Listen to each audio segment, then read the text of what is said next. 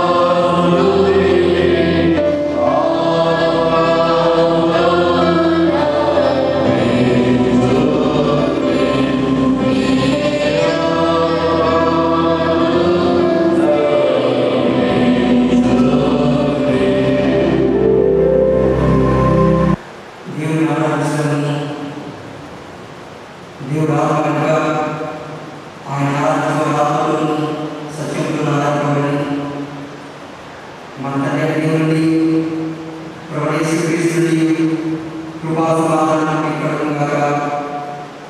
యెహోవా వాక్యమును దీనిని అనుసరించి సంతోషించదము. ఓ ప్రభువా అప్పుడు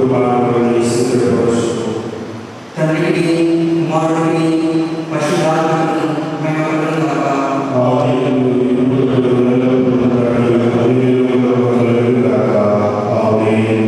మన నాయకుని దేవుని స్తుతించి మహిమపరచాలన్న ఆంధ్రప్రదేశ్ నుండి 27వ పాట పడుతున్నాము.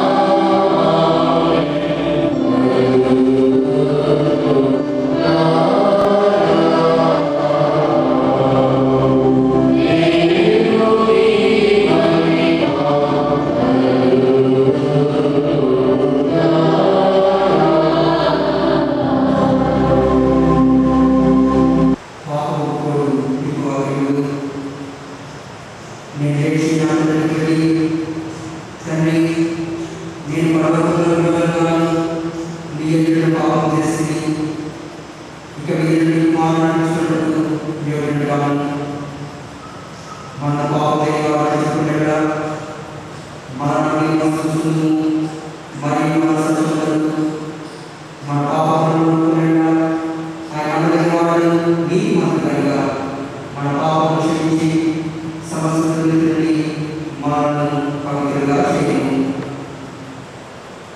మన ఒకరించి మౌనంగా ఉండి మనల్ని ప్రకాశిస్తున్నాము. సర్వశక్తిగల మన పాపములను దీన మనసులో అందరూ కలిసి సర్వశక్తి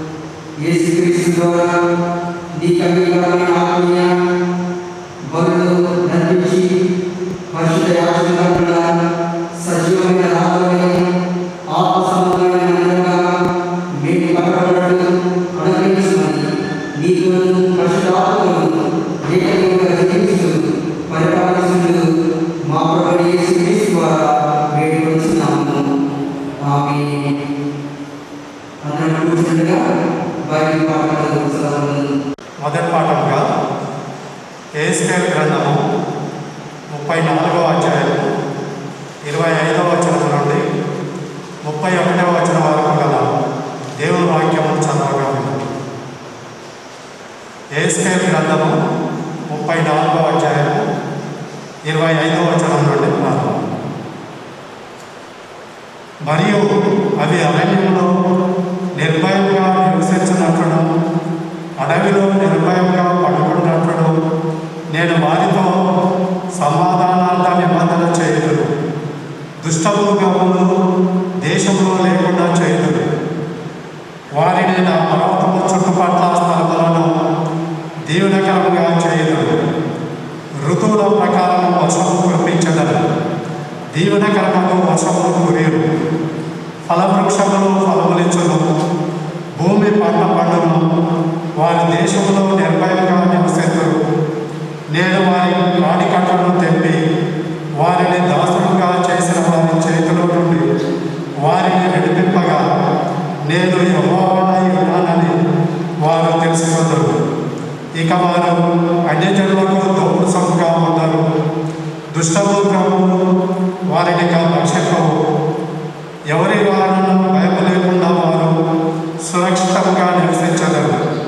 మరియు వారు ఇక దేశంలో కరువు కలిగి నశింప నశింపబోకుండాను అన్యజనుల వలన వారికి అవమానము ప్రాప్తించకుండాను వారి ప్రఖ్యాతి కొరకై తోట ఒకటి నేను ఏర్పరచదను.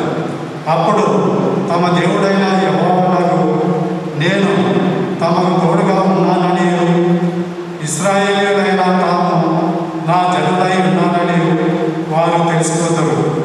ఇదే ప్రభువాకు యెహోవా వాక్కు. నా గొర్రెలను నేను మేపుచున్న గొర్రెలకు మీరు మనుషులు, నేను మీ దేవుడను. ఇదే ప్రభువైన యెహోవా వాక్కు. ఇంతవరకు మొదలు పాటిస్తాను.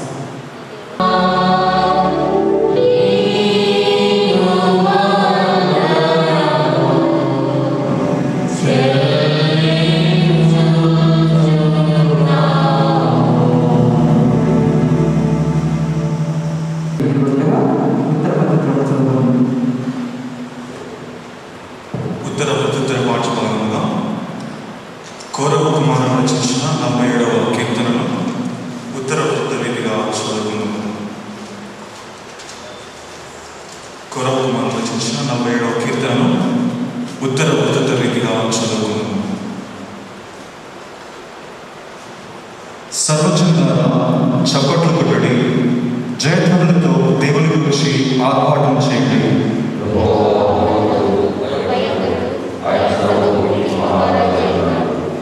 ఆయన జనములను మనకు లోపరచును, మన పాదముల క్రింద ప్రజలను అనగదొరుకును.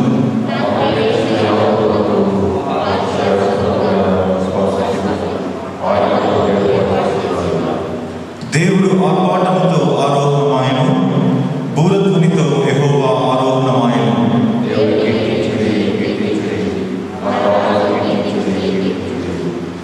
దేవుడు సర్వభూమికి రాజయ్యున్నాడు, రమ్యముగా కీర్తనలు పాడండి.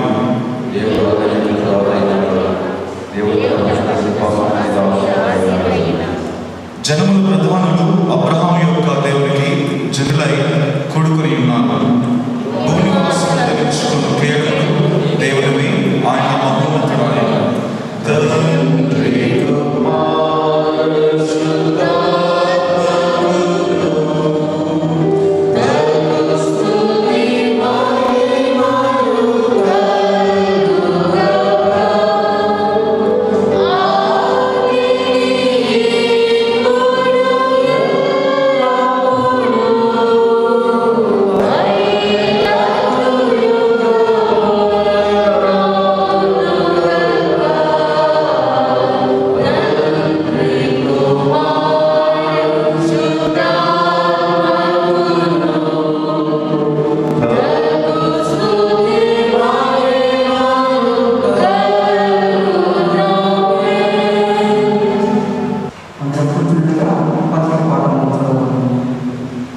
పేతురు రాసిన మొదటి పత్రిక 2వ అధ్యాయం 1 నుంచి 10 వచనముల వరకు దేవుని వాక్యం.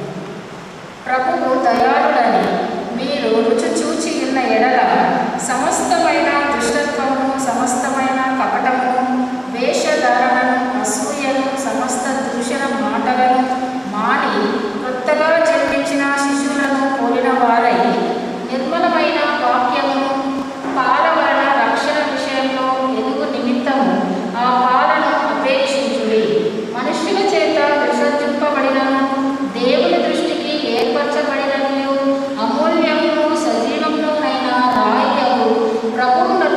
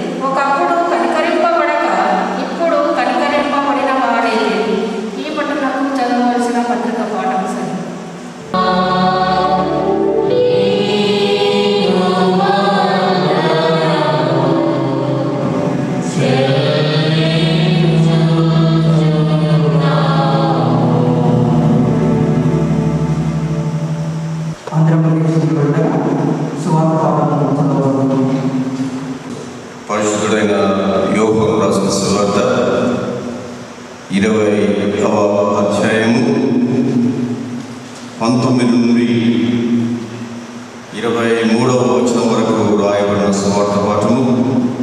యోహాను సువార్త 20వ అధ్యాయము 19వ వచన ప్రారంభం. ఆదివారము సాయంకాలమున శిష్యులు యూదులకు భయపడి తాము కూడి ఉన్న ఇంటి తలుపులు మూసుకుని ఉండగా యేసు వచ్చి మధ్యన నిలిచి, మీకు సమాధానం కలుగును గాక అని వారితో చెప్పాను. ఆయన అలాగ చెప్పి వారికి తన చేతులను ప్రక్కన చూపగా శిష్యులు ప్రభువును చూచి సంతోషించిరి. అప్పుడు యేసు, మరలా మీకు సమాధానం కలుగును గాక, తండ్రి నన్ను పంపిన ప్రకారము నేను మిమ్మల్ని పంపుచున్నానని వారితో చెప్పాను. ఆయన ఈ మాట చెప్పి వారి మీద ఊది పరిశుద్ధాత్మను పొంది, మీరు ఎవరి పాపములు క్షమింతురో అవి వారికి క్షమింపబడును, ఎవరి పాపములు మీరు నిలిచియుననిద్దరో అవి నిలిచియునని వారితో చెప్పారు. ఈ మాటలు సువార్త పాఠం సాయి.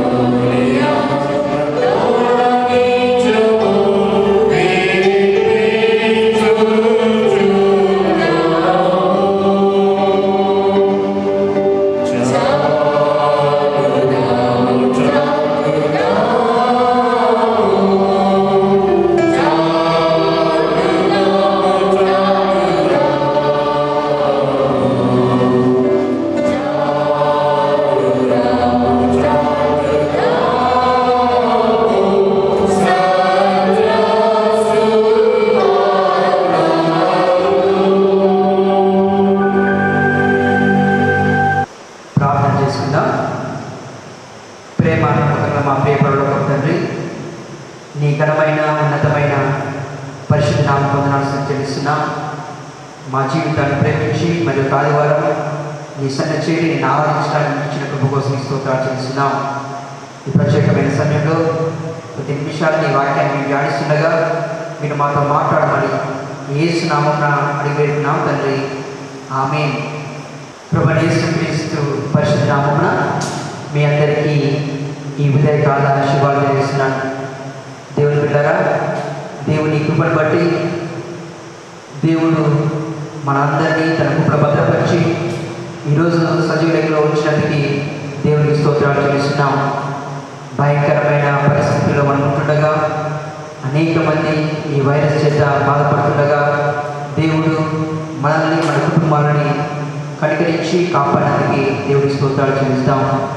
ప్రత్యేకంగా ఈరోజు దేవుని యొక్క వాక్యాన్ని మనం ధ్యానించుకుందాం. ఈరోజు మన యొక్క అంశము దైవ ప్రేరిత కార్మోన్విత మిషన్ వ్యక్తపరిచినట్లు క్రీస్తు యొక్క ఆహ్వానం. ప్రేషితోత్సవం ద్వారా క్రీస్తు యొక్క ఆహ్వానాన్ని వ్యక్తపరచడాన్ని మనం చూస్తాం.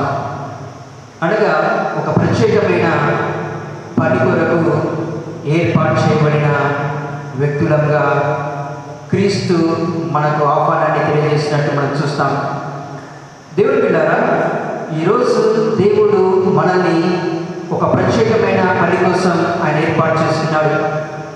దేవుడు మనము ఆయన సాక్షిగా జీవించడానికి, ఆయన సువార్త పనిలో మనం వాడబడటానికి, ఆయన గురించి అనేకులకు సాక్షిగా ఉండటానికి దేవుడు మనల్ని ఏర్పాటు చేసుకున్నాడు అని మనం జ్ఞాపకం చేసుకుంటాం.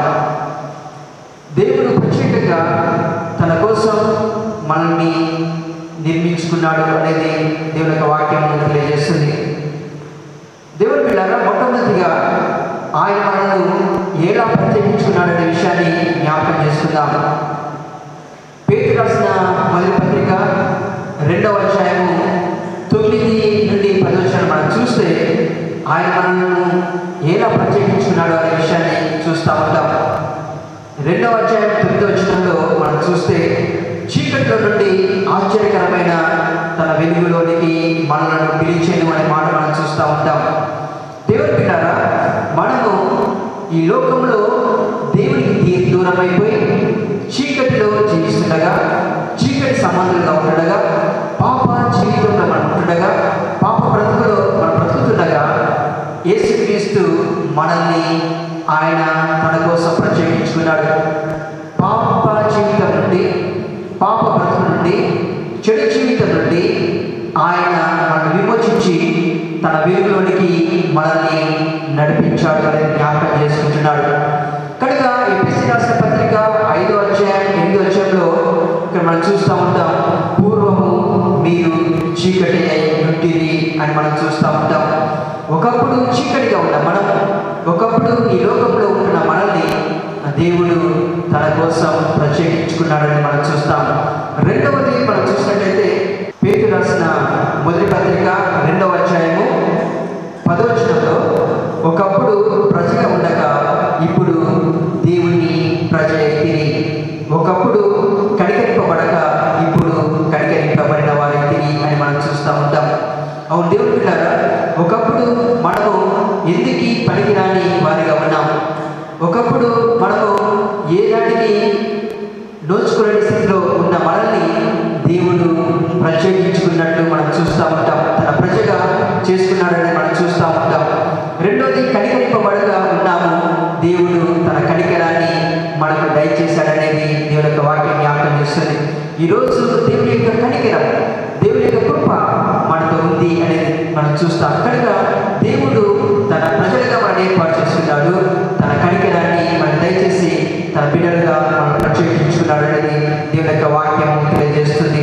అదేవిధంగా 2వ అధ్యాయం 9వ వచనం మనం చూస్తే పేతురు రాసిన మొదటి పత్రికలో మనము ప్రత్యేకమైన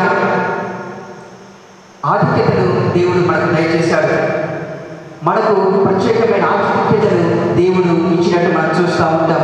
ఏంటి ఆ ఆధిక్యతలు అంటే, మొదటిది ఏర్పరచబడిన వంశము అని మనం చూస్తూ ఉంటాం. దేవుడు మనల్ని ఒక గొప్ప వంశంగా ఏర్పాటు చేసుకున్నాడు. ఆయన భూమిపై అనేక వంశములు ఉన్నాడు, అనేక మంది జనులు ఉంటున్నాడు, అనేక దేశాలు, అనేక ప్రాంతాలు, అనేక మంది ప్రజలు ఉంటున్నాడు. దేవుడు వారిలో నుండి తన కోసం తన ప్రజలను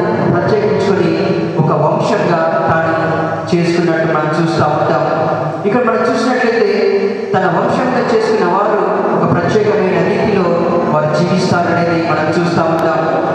నూతన జన్మ పొందిన వారుగాను, నూతన మనస్సు కలిగిన వారుగాను, నూతన సృష్టిగా మార్చబడిన వారుగాను, నూతన ఆత్మను పొందుకున్న వారుగా వీరు నూతన వంశముగా ఏర్పాటు చేయబడ్డారనేది దేవుని యొక్క వాక్యం జ్ఞాపకం చేస్తుంది. కనుక ఈరోజు దేవుడు మనకి ఇచ్చిన ఆధిక్యతలో ఒకటి ఆ ఏర్పరచబడిన వంశంగా మనం ఉన్నాం. రెండవది రాజులైన యాజక సమూహము అని అక్కడ మనం చూస్తూ ఉంటాం. దేవుని బిడ్డలారా, మనల్ని ఒక గొప్ప యాజక సమూహంగా, రాజులైన యాజక సమూహంగా మనల్ని ప్రత్యేకించుకున్నాడు. అంటే క్రీస్తు కోసం మనల్ని దేవుడికి ప్రజలకు మధ్య ఒక గొప్ప వారధిగా, యాజకులుగా ఆయన మనల్ని ప్రత్యేకించుకున్నాడు. మూడవది పరిశుద్ధ జనముగా మనల్ని ఆయన పిలుస్తున్నట్టు మనం చూస్తూ ఉంటాం. దేవుని బిడ్డలారా, ఆయన రక్తం ద్వారా, ఆయన మన కోసం చిందించిన ఆయన విలువైన రక్తం ద్వారా మన పాపాలను, మన అపవిత్రతను కడిగివేసి మనల్ని పరిశుద్ధపరిచాడు. కనుక మన పరిశుద్ధ జనముగా ఆయన మనల్ని ఏర్పాటు చేసుకున్నాడు అనేది దేవుని యొక్క వాక్యం జ్ఞాపకం చేస్తుంది. అదేవిధంగా దేవుని సొత్తు అయిన ప్రజలు, మనము దేవుని సొత్తు అని దేవుని యొక్క వాక్యం జ్ఞాపకం చేస్తుంది. అందుకోసమే మీరు విలువ పెట్టి కొనబడిన వారనేది దేవుని యొక్క వాక్యంలో మనం చూస్తాం. కనుక ఈరోజు మనము దేవుని సొత్తు అనేది దేవుని యొక్క వాక్యం జ్ఞాపకం చేస్తుంది. కనుక దేవుని బిడ్డలారా, దేవుడు మనల్ని ప్రత్యేకించుకున్నాడు. మన జీవితంలో ఒక ప్రత్యేకమైన స్థితిలో ఆయన మనల్ని ఏర్పాటు చేసుకున్నాడు అనేది మనం జ్ఞాపకం చేస్తున్నాడు. రెండవ విషయం మనం చూసినట్లయితే, ప్రత్యేకింపబడిన మనము ఏమి చేయడానికి ఆయన కోరుకుంటున్నాడు. మనం ప్రత్యేకించుకున్న దేవుడు మన నుండి ఏమి ఆశిస్తున్నాడో దేవుని యొక్క వాక్యంలో మనం చూస్తూ ఉంటాం. మనం చదువుకున్న సువార్త పాఠంలో యోహాను సువార్త 20వ అధ్యాయము 19 నుండి 23 వచనాలు మనం చూసినట్లయితే అక్కడ గొప్ప విషయాన్ని మనం చూస్తూ ఉంటాం. యేసయ్య మరణించి తిరిగి లేచిన తర్వాత, యేసయ్య పునరుద్ధరణైన తర్వాత శిష్యులకు ఆయన ప్రత్యక్షమైనట్టు మనం చూస్తూ ఉంటాం. శిష్యులతో ఆయన మాట్లాడుతూ, శిష్యులతో ఆయన సంభాషిస్తూ ఆయన వారి దగ్గరకు వచ్చి వారికి ప్రత్యక్షమైనట్టు మనం చూస్తూ ఉంటాం. ఎప్పుడైతే యేసయ్య వారికి ప్రత్యక్షమయ్యారో వారు భయపడ్డారు. కానీ యేసయ్య వారితో మాట్లాడి, యేసయ్య వారి మధ్య నిలిచి వారితో మాట్లాడుతున్నప్పుడు శిష్యులు ఆయనను గుర్తుపట్టారు. యోహాను సువార్త 20వ అధ్యాయము 19 నుండి మనం చూసినట్లయితే దేవుడు మనల్ని ఆయన ప్రత్యేకించుకున్నట్లు మనం చూస్తూ ఉంటాం. దేవుడు ఎందుకు మనల్ని ఏర్పాటు చేసుకున్నాడో, ఎందుకు మనల్ని ఆయన కోసం ప్రత్యేకించుకున్నాడో అక్కడ మనం చూస్తూ ఉంటాం. ఇక్కడ మనం చూసినట్లయితే యేసుక్రీస్తు ఆదివారం సాయంత్రమున తన శిష్యులు యూదులకు భయపడి అని అక్కడ మాట చూస్తూ ఉంటాం. తాము కూడి ఇంట్లో తలుపు మూసుకొని ఉండగా అనే మాట మనం చూస్తూ ఉంటాం. యేసుక్రీస్తు తన యొక్క శిష్యులకు ప్రత్యక్షమైనట్లు ఇక్కడ మనం చూస్తాం. దేవుని బిడ్డలారా, శిష్యులు యేసుక్రీస్తు చనిపోయిన తర్వాత ఆయన లేచినప్పుడు ఆయనను నమ్మలేదు. కానీ యేసుక్రీస్తు వారి ప్రత్యక్షమై వారి యొక్క అనుమానాన్ని తొలగించినట్టు మనం చూస్తూ ఉంటాం. యేసుక్రీస్తు వారి దగ్గరకు వచ్చేది మనం చూస్తాం. ఎప్పుడు ఆయన వారి దగ్గరకు వచ్చారంటే వారు భయముతో ఉన్నప్పుడు, వారు భయముతో జీవిస్తున్నప్పుడు, వారు యూదులకు భయపడి ఒంటరిగా రూమ్లో ఉన్నప్పుడు యేసయ్య వారి మధ్యకు వచ్చాను అని మనం చూస్తూ ఉంటాం. దేవుని బిడ్డలారా, ఈరోజు కూడా మన జీవితంలో అనేకమైన భయాలు మనకుంటున్నాయి, అనేకమైన తొందరలు మనకుంటున్నాయి. ప్రత్యేకంగా ఈ దినాల్లో కరోనా వైరస్ ద్వారా చాలామంది భయపడుతూ మరణము భయంతో జీవించేవారు చాలామంది ఉన్నారు. కానీ యేసయ్య వారి మధ్యకు వచ్చి వారి భయాన్ని తొలగించడం మనం చూస్తూ ఉంటాం. భయంతో ఆందోళనతో వారు ఉంటుండగా యేసుక్రీస్తు వారితో అంటాడు, మీకు సమాధానం కలుగును గాక అని అక్కడ చూస్తూ ఉంటాం. దేవుని బిడ్డలారా, యేసయ్య మనకు సమాధానం ఇచ్చేవాడు. యేసయ్య మనకు నెమ్మదిని దయచేసేవాడు. భయంకరమైన పరిస్థితుల్లో, నెమ్మది లేని స్థితిలో, అనేకమైన ఇబ్బందులతో మనం ఉంటున్నప్పుడు దేవుడు మనకు సమాధానం ఇచ్చేవాడుగా ఉంటాడు. యేసయ్య ఎప్పుడైతే వారి దగ్గరకు వచ్చి వారితో ఉండి వారికి సమాధానం కలుగుగా అని చెప్పినప్పుడు, వారి పక్కకు వచ్చినప్పుడు వారు సంతోషము సంతోషించినట్టు మనం చూస్తూ ఉంటాం. దేవుని బిడ్డారా, ఆ విధంగా వారు సంతోషించినప్పుడు యేసయ్య మరలా వారిని పిలిచి మీకు సమాధానం కలుగును గాక అని చెప్పారు. ఇక్కడ రెండవసారి యేసయ్య వారికి సమాధానము కలుగును గాక అని తెలియజేసినట్టు మనం చూస్తూ ఉంటాం. దేవుని బిడ్డారా, మనము ఆయన పరిచర్యలో వాడబడాలి అంటే, ఆయన పరిచర్యలో కొనసాగించాలంటే మనము సమాధానంగా ఉండాలి. ఏ విధమైన సమాధానం అంటే ఇక్కడ దేవునితో మనకు సమాధానం కలిగి ఉండాలి. దేవునికి మనకి మధ్య సమాధానం ఉండాలి. ఎందుకు ఈ సమాధానం అంటే, మనము దేవుడికి దూరం అయిపోయా, పాపం చేసి పాప జీవితంలో ఉన్నాం కనుక ఆ పాపం నుండి విడుదల కలగజేసి దేవుడికి మనకు మధ్య ఉన్న ఆ సంబంధాన్ని తొలగించి, ఆ చెడును తొలగించి ఒక నూతన సమాధానాన్ని కలగాలనేది దేవుడు కోరుకున్నాడు. కనుక మీకు సమాధానము కలుగును గాక అని ఆయన అక్కడ తెలియజేసినట్టు మనం చూస్తూ ఉంటాం. దేవుడి బిడ్డారా, తెలియజేసిన తర్వాత ఆయన ఒక గొప్ప కార్యాన్ని, ఒక గొప్ప ఆజ్ఞని ఆయన మనకు తెలియజేస్తున్నాడు. మనం చేయవలసిన పని ఏంటో, ఒక విశ్వాసిగా, ఒక వ్యక్తిగా మనం ఏం చేయాలనే విషయాన్ని అక్కడ ఆయన తెలియజేసినట్టు మనం చూస్తూ ఉంటాం. యోహాను సువార్త 20:21 మనం చూస్తే, తండ్రి నన్ను పంపిన ప్రకారము నేను మిమ్మల్ని పంపుతున్నాను అనే మాట మనం చూస్తూ ఉంటాం. మొదటిది తండ్రి నన్ను పంపిన ప్రకారము అని మనం చూస్తూ ఉంటాం. దేవుని బిడ్డారా, తండ్రి తన కుమారుడైన యేసుక్రీస్తును ఈ లోకమునికి మానవులను రక్షించడానికి పంపించాడు మనం చూస్తూ ఉంటాం. మానవులను విమోచించడానికి తన ఏకైక కుమారుడైన యేసుక్రీస్తును ఈ లోకానికి పంపించాడు. యోహాను సువార్త 3:17 మనం చూస్తూ ఉంటాం. లోకము తన కుమారుడి ద్వారా రక్షణ పొందుటకు అనే మాట మనం చూస్తూ ఉంటాం. తన కుమారుడి ద్వారా రక్షించబడటానికి, లోకము విమోచించబడటానికి యేసయ్యను తన తండ్రి ఈ లోకానికి పంపించాడు మనం చూస్తూ ఉంటాం.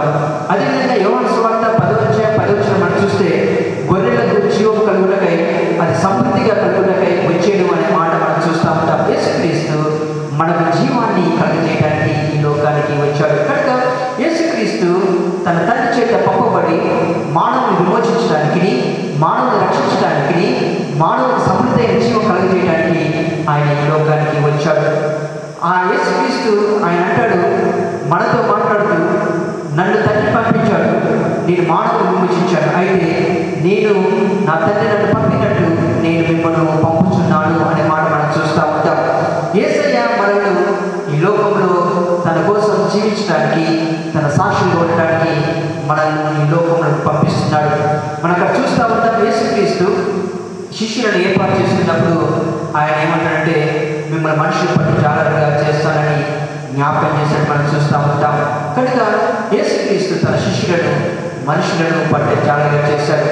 పౌలు కూడా తను కొరింథీ రాసిన మొదటి పత్రిక 1:15 అంటాడు, సువార్త ప్రకటించుటకు ఆయన ఏర్పాటు చేసుకున్నట్టు మనం చూస్తూ ఉంటాం. కనుక దేవుడి పిల్లరా, ఈరోజు దేవుడు మనల్ని, నిన్ను, నన్ను ఆయన ప్రత్యేకించుకున్నాడు. ఆయన సాక్షులుగా ఉండటానికి, అనేకులు రక్షించడానికి, ఆయన సువార్త ప్రకటించడానికి ఆయన మనల్ని ఏర్పాటు చేసుకున్నాడు. అందుకోసమే యేసుక్రీస్తు తన చివరిగా తన శిష్యులకు ఇచ్చిన ఆజ్ఞలో మనం చూస్తే, మత్తయి సువార్త 28:10 మనం 28:19 మనం చూస్తే, సమస్త జనులను శిష్యులుగా చేయండి అనే మాట మనం చూస్తూ ఉంటాం. కనుక మనము శిష్యులుగా ఉండాలి, అనేకులను శిష్యులుగా చేయాలి. అదేవిధంగా మార్కు సువార్త 16:15 మనం చూస్తే, సర్వలోకములకు వెళ్ళి సర్వ సృష్టికి సువార్తను ప్రకటించి, దేవుడు మనకిచ్చే ఆహ్వానము, మనకిచ్చే ఒక గొప్ప విషయం ఏంటంటే సర్వలోకములకు సువార్త ప్రకటించడం, ఆయన సాక్షులుగా మనం జీవించడం, ఆయన కోసం మనము ప్రత్యేకించుకోవడం. కనుక దేవుని బిడ్డలారా, ఈరోజు క్రీస్తు మనకిచ్చిన ఆహ్వానం, ఆయన పరిచర్యలో మనం వాడబడాలి. ఆయన నమ్మిన మనము, ఆయన విశ్వసించిన మనము, ఆయన ద్వారా రక్షించబడ్డ మనము ఆయన కోసం సాక్షిగా జీవించాలి. కనుక ఆ విధంగా మనం సమర్పించుకొని క్రీస్తు కోసం జీవిస్తూ, ఆయన పరిచయం వాడబడుతూ, ప్రత్యేకమైన బిడ్డలుగా తన సువార్తలో మనము వాడబడుతూ జీవించాలని కోరుకుంటూ ఈ కొన్ని మాటలు ముగిస్తున్నాను. దేవుడు ఈ మాటలు దీవించుగాక. ఆమేన్. ప్రార్థన చేసుకుందాం. ప్రేమగల తండ్రి, స్తోత్రమైన ఈ ప్రత్యేకమైన సమయంలో మీరు మమ్మల్ని ప్రత్యేకించుకొని మమ్మల్ని ఏర్పాటు చేసుకున్న దేవునికి స్తోత్రాలు చెల్లిస్తున్నాం. చీకటిలో నుండి నైనా నీ వెలుగులోకి మమ్మల్ని నడిపించిన దేవునికి స్తోత్రాలు. మమ్మల్ని కనికరించి నీ ప్రజగా చేసిన దేవునికి స్తోత్రాలు చెల్లిస్తున్నాం. నీకు సొత్తుగా, పరిశుద్ధ జనంగా, రాజులైన యాజకులుగా, ఏర్పరచబడ్డ వంశులుగా మమ్మల్ని ప్రత్యేకించుకున్న దేవునికి స్తోత్రాలు చెల్లిస్తున్నాం. ప్రత్యేకించబడ్డ మేము, నీ చేత ఏర్పాటు చేయబడ్డ మేము నీ కోసం జీవించడానికి సహాయం దయచేయమంటున్నాం. మీరు ఏ విధంగా తల్లి చేత పంపబడ్డారు, మేము కూడా ఈ లోకంలో నీ చేత పంపబడి నీకు సాక్షిగా జీవించడానికి సహాయం దయచేయమంటున్నాం. నీ సువార్తను ఇతరులకు అందించడానికి, సర్వలోకములకు సాక్షిగా జీవించడానికి మాకు సహాయం దయచేయమంటున్నాం. మా జీవితం ద్వారా, మా ప్రవర్తన ద్వారా, మా మాటల ద్వారా నేను గణపరిచి నీ సాక్షిగా ఉండి నేను అనేకులకు నేను ప్రచురించడానికి సహాయం దయచేయమని యేసు నామమున అడివేడున్నాం తండ్రి. ఆమేన్.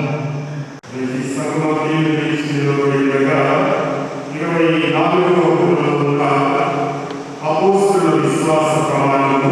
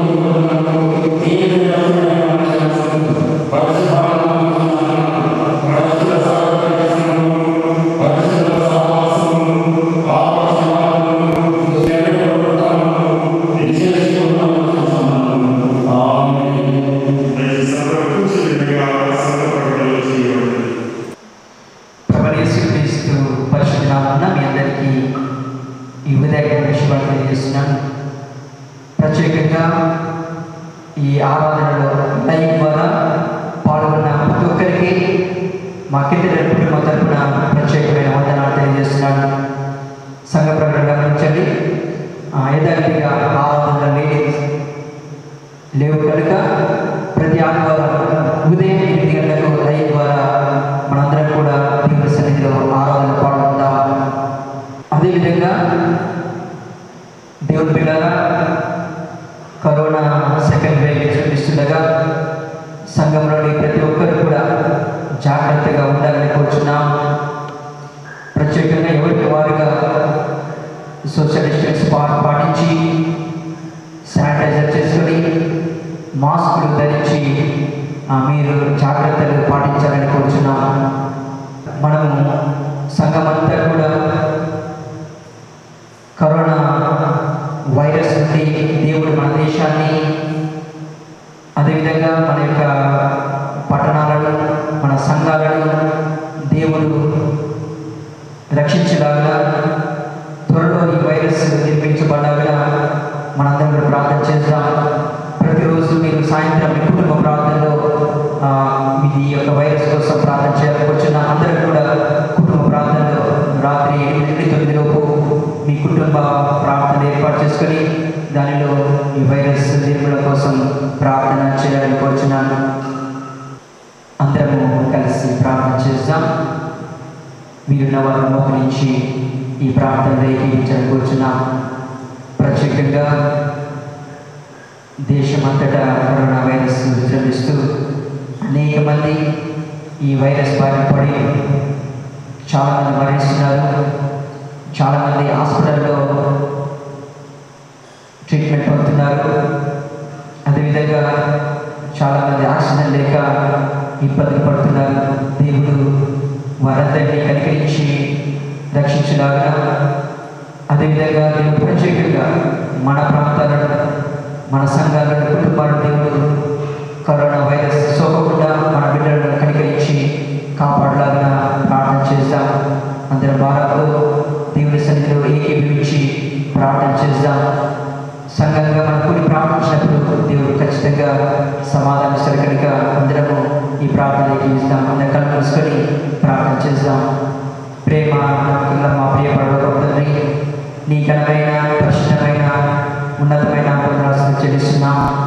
ఈ ఆదివారం ఆరాధనలో మిమ్మల్ని పాల్గొనడం ఇచ్చిన కృప కోసం స్తోత్రాలు చెల్లిస్తున్నాం. అయినా నీ బిడ్డలుగా ఈ లోకంలో చేస్తుండగా నీ కృప మాకు దయచేసి మమ్మల్ని సజీవ దగ్గర వచ్చిన దేవానికి స్తోత్రాలు చెల్లిస్తున్నాం. ఈ ప్రత్యేకమైన సమయంలో నైనా సంఘంగా కూడలేక మా గృహాల్లో ఉంటూ నీ నామనిచ్చే కృప మాకు ఇచ్చాడానికి స్తోత్రాలు చెల్లిస్తున్నాం. ఈ భయంకరమైన పరిస్థితుల్లోనైనా మా దేశము మా ప్రాంతాలైనా కరోనా వైరస్ చేత బాధపడుతూ అనేకులు దాన్ని గురవుతుండగా నీ కృప మాకు దయచేయబడుతున్నాం.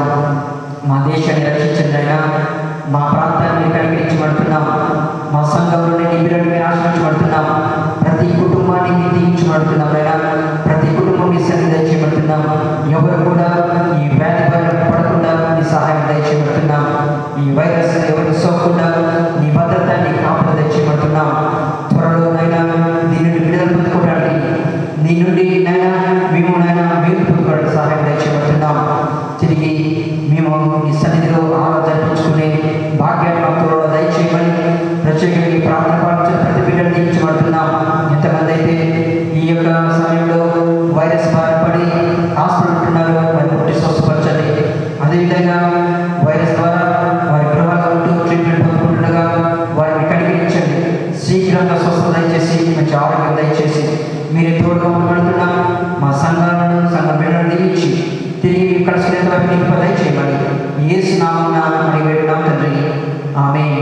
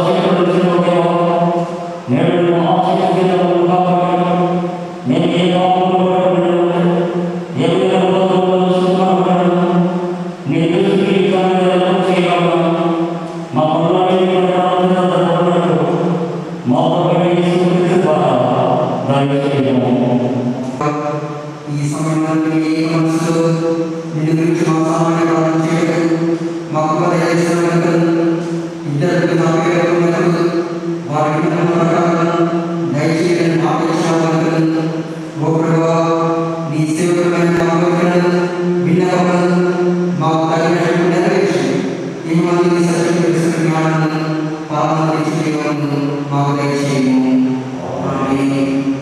మా ప్రభు యేసుక్రీస్తుపై దేవుని పరిశుద్ధాత్మ సహవాసము మనందరికీ తోడైనగాక.